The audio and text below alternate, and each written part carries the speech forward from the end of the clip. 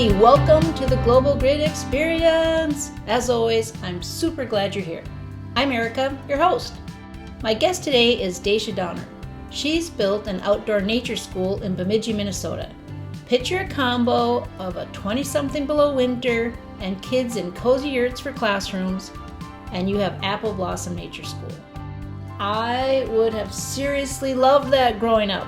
I don't know. I had great parents, but I think I would have wanted to become a kid of the forest, raised by a family of squirrels or something. And I don't know why I just picked squirrels. I have no desire hiding nuts I know I'm never going to find again. But I digress. Let's hear her story. Hey, Dacia, how are you in Bemidji, Minnesota? I'm doing great, Erica. So good to be here. I'm recording from the yurts at Apple Blossom. Nice. So first, Dacia, what in your life has really made you passionate about nature and wanting to grow that same connection with the outdoors and kids? Well, I think that my growing up years really had a big influence on my love for nature. I grew up in that generation that Richard Louv talks about in his Last Child in the Woods book, where we were outside all the time and just allowed to play freely. I remember being in the woods for hours and building forts and playing with my siblings. And my dad was an environmentalist. He took us fishing, ice fishing. We had to help get the wood for our wood stove, and we did a lot of gardening. So I think all of those things really just resonated with me and stayed with me for my whole life. And now you're passing that on to kids. Tell me about Apple Blossom Nature School. What does it look like? Yeah, so in 2022, we actually purchased two yurts from the Groovy Yurts company, and they are from Mongolia. So they are built and hand painted in Mongolia and have that kind of authentic Mongolian feel. Yurts are like a temporary structure. They're round and they have light through the ceiling, and we have wood stoves in them. So we have two of them. And what grades do you teach? We have a part-time preschool class. We also have a parent-child class. And then we teach kindergarten through fourth grade. And we've been doing that for the last, since we've had the yurts, since 2022. And so what does a typical day look like for kids? I'm really intrigued with winter. I mean, we had some really cold sub-zero weather this winter.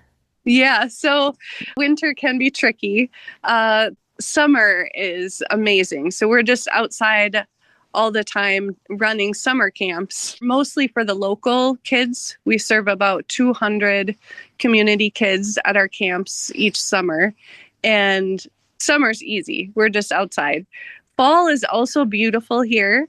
And the kids spend the majority of their day outside. We just take everything that you would typically learn inside a classroom outside. So if it's time to read, we're reading outside. If we're doing math, we're doing math outside. Of course, the nature studies and phenology and being outside are all, kind of that science and nature piece is very easily incorporated into our days. And then winter. Winter can get a little tricky. We have wood stoves, so I do have to come in extra early on Monday mornings to make sure that the yurts are warm enough by the time the families arrive with the kids. And once they're warm, they are super cozy. There's a layer of wool felt all around the walls and the ceiling. And so we do stay super warm and cozy. It can get a little bit trickier to be outside, but we still spend, I would say, most days, 1 hour to 3 hours of our 6-hour day is still spent outside. We just go out in smaller increments, and we're dressed head to toe with outdoor gear, sometimes even ski goggles. The kids are required to have balaclavas and all those things to prevent frostbite. And we just, we go in for warm ups and we have our snack in the yurt and our lunch in the yurt and make sure that everybody is staying warm. I know this is a weird question, but where do the kids go to the bathroom? And in the winter, are the bathrooms outside? Yeah, so in the winter, we do have porta potties right now. Eventually, we would like to look into maybe composting toilets or some kind of an outdoor bathroom building. But for now, we've started with porta potties, and it's amazing. The older kids and the teachers, we just go for it. We just run out there. We're usually very, very warm and cozy in the yurts. And so we just put on our coats and our boots and run out there. And they do it. They're very hardy and they're learning perseverance and resilience. With the very youngest ages, we do have a little portable potty that we can put inside with a privacy screen. I mean, I think it's funny because people had outhouses for generations, and I'm like, oh my gosh, they have to go outside to go to the bathroom? Right. This is kind of like the olden days. Oh, I love it. What inspired you to start this endeavor? I know you said you love nature, but is there something particular in your life that made you really want to go for this? Well, I think after I read Last Child in the Woods, when my own children were young, I really was intentional with my own children to make sure that they were getting plenty of time outside and plenty of time to play and explore. I wanted to keep that for my own kids. And I think it just expanded from there. I began taking Waldorf training in Portland, Oregon, and I kept going back summer after summer and learning more and more about the Waldorf method of teaching. And Waldorf is very nature based. They really believe in getting kids outside and in limiting or eliminating even screens. And so once I started learning more about that, I wanted to bring it to other children. Do you notice a change in kids or a mood in kids after being outside all day and when they go home from school? Yeah, they don't have that same after sitting all day in a school that maybe that where they have to be inside and sitting at desks. Sometimes when kids get off the bus, they have almost like a collapse and they're just tired of holding it all together all day. And it's almost the opposite that happens with our nature school kids because they are getting to move their bodies so much of the day that they go home still full of joy and they still have energy. Sometimes parents pick them up and the kids will immediately say, "Can we go to the park?" And I'm just amazed. Like, you've been playing and exploring outside all day, and yet they're ready to go do more. Oh, that is great. I know the feeling when I get home from work, I just want to collapse. Yes. Uh-huh. And I think that it really helps their stamina and perseverance and resilience and just having that natural sunlight. All those things are so healthy for young children. What has been the most inspiring thing starting this school for you? Well, I think it's really watching the kids' own enthusiasm. Our circle time outside, our morning meeting time is often interrupted by wildlife. And just to be able to be flexible and go with the flow. And yes, we are hearing the eagles talking, and we all stop and listen. And I think that after modeling that for a little while, the kids just pick up on that excitement. And now we have kids that come to school and almost immediately are looking for the eagles that like to perch in the trees over by the lake. Or, they'll see a woodpecker and they point it out to their friends. And it's just so joyful to watch the kids pointing out nature to each other. Has there been anything that's challenging, or what did you need to learn along the way? Well, I did have to learn a lot about the forest school philosophy. I did a lot of reading and research. I read Balanced and Barefoot. I've read about the Scandinavian forest school movement. I took the Waldorf training. I had to learn how to build a yurt with a crew of 10 people. We put up 2 yurts. It took us 10 hours. And so that was a whole learning experience in itself.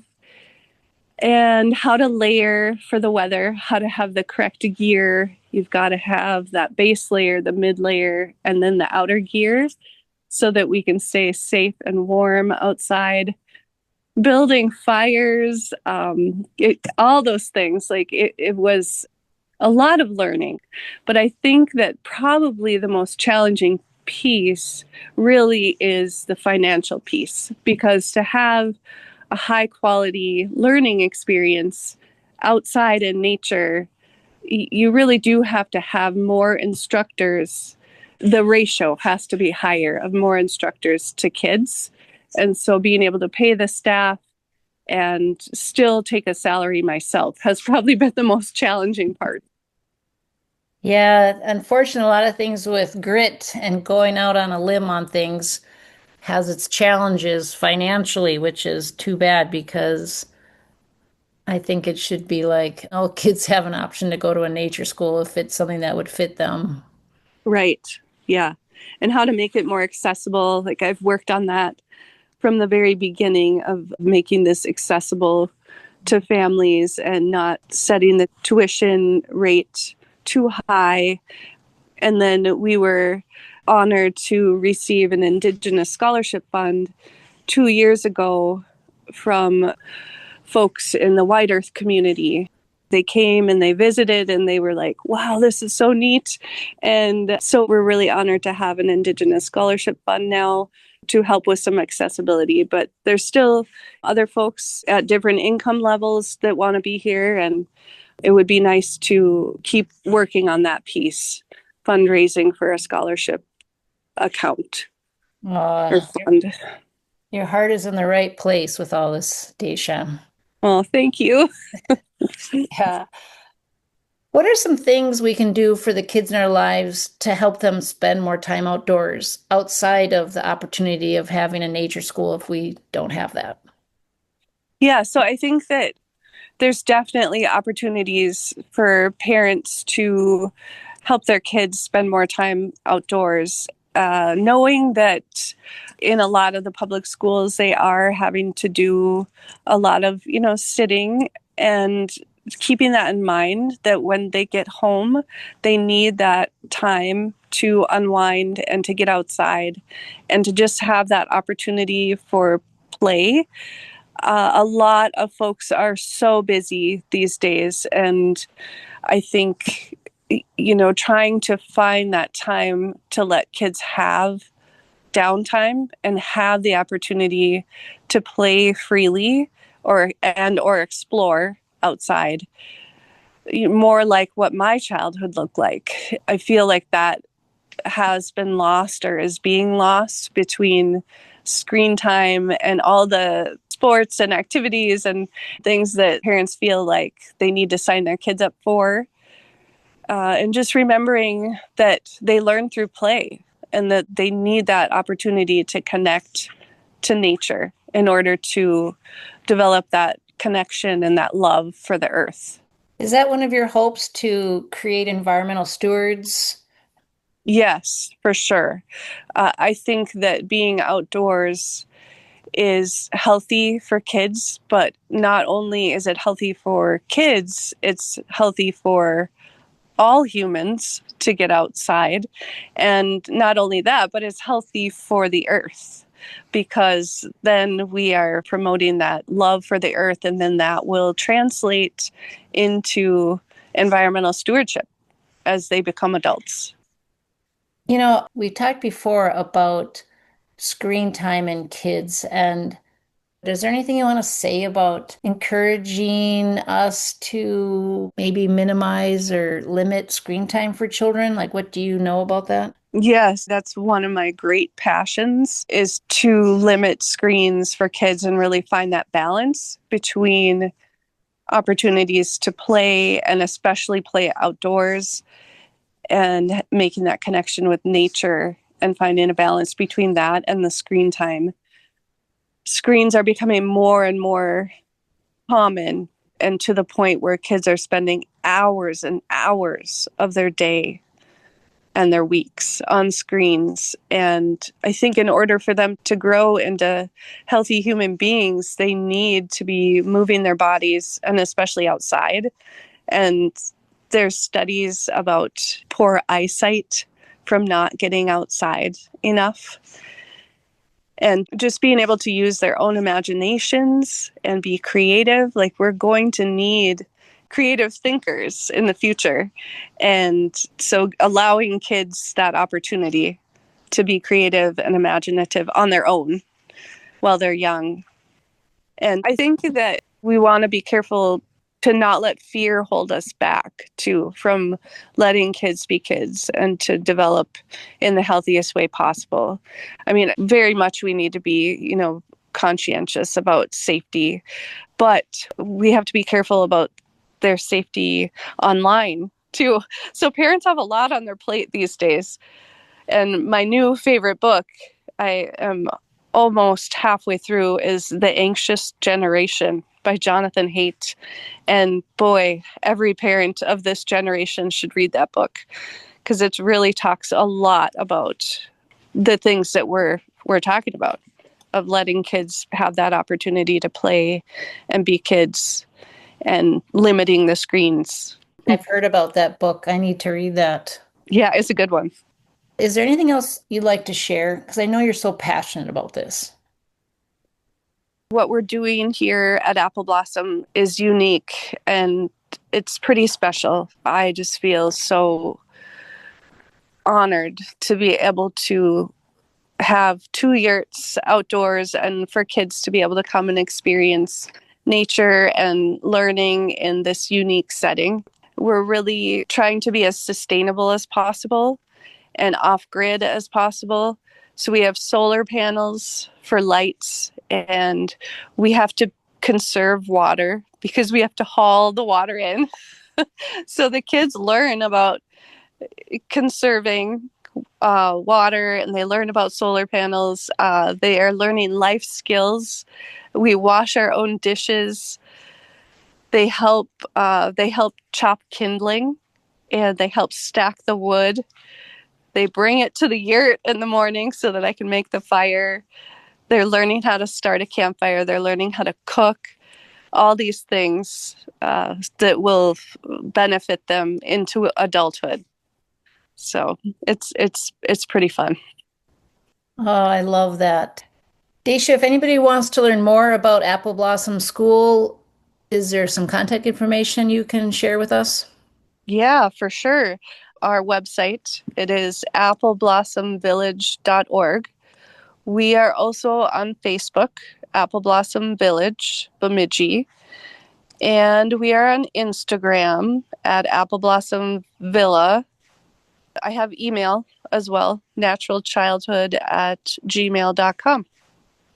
All right. Well, Dacia, you have grit. You have persevered with this and it's going well. And you made it through another winter almost, right? Yes. We're now in the wet season. It Oh, is, we have lots of snow melt that we're dealing with, and that's almost harder than snow, is the puddles. yeah. Thanks so much, Dacia, for all you're doing for kids. Yes, and thank you so much for having me on today, Erica. That was Dacia Dauner from Bemidji, Minnesota.